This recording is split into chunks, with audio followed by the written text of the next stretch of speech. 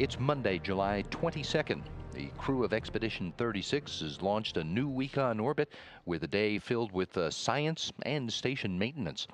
After kicking off the day with the morning daily planning conference, Commander Pavel Vinogradov started with some routine maintenance of supplies in the Russian segment of the station, and then he was joined by Flight Engineer Alexander Mazurkin to assist him with an evaluation of his cardiovascular function. This is done during a series of progressively more strenuous exercises that are done using the stationary bike. The information that's gathered from that study adds to the data for the scientists who are looking at ways the human body is affected by being in the weightless environment for an extended period of time, and ultimately, of course, to find ways to counteract those bad effects so future explorers can stay healthy while they're on longer exploration missions. Vinogradov finished off his regular treadmill exercise today, too, and after lunch he focused on stowing items in the Progress vehicle before its undocking on Thursday, and then working on the Russian TV documentary about life on board the station.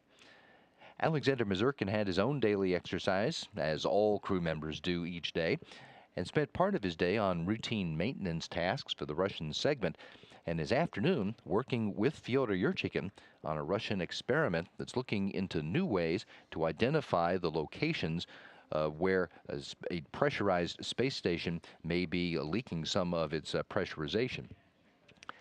Flight engineer Karen Nyberg's day has been devoted primarily to operations with the Robonaut.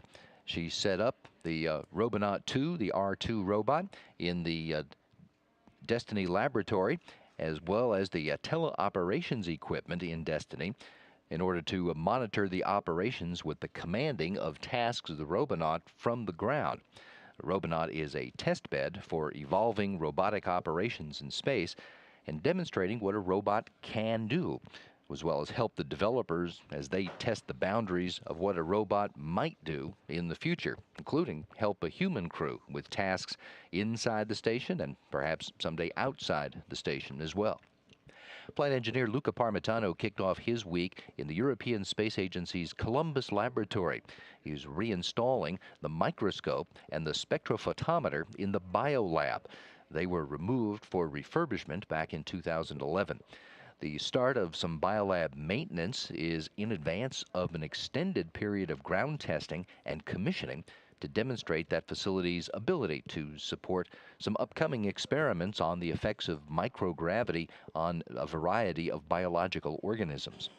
Later in the day, Parmitano used the station's amateur radio to talk with students in Montevideo, Uruguay, and spent his afternoon getting in his daily exercise.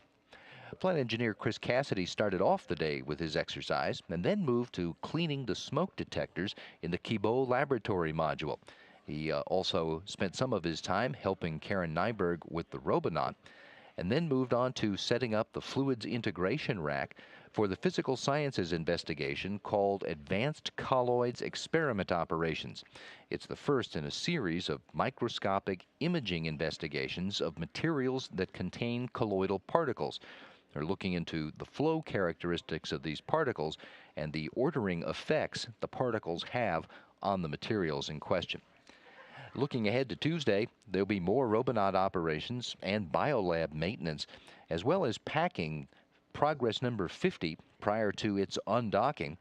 And for the Russian crew members, practice using the manual control system for Progress docking for the new Progress vehicle that is due to arrive at the station late on Saturday. Also coming up on Tuesday for Luca Parmitano, a public affairs event to talk about what life is like on humankind's orbiting outpost.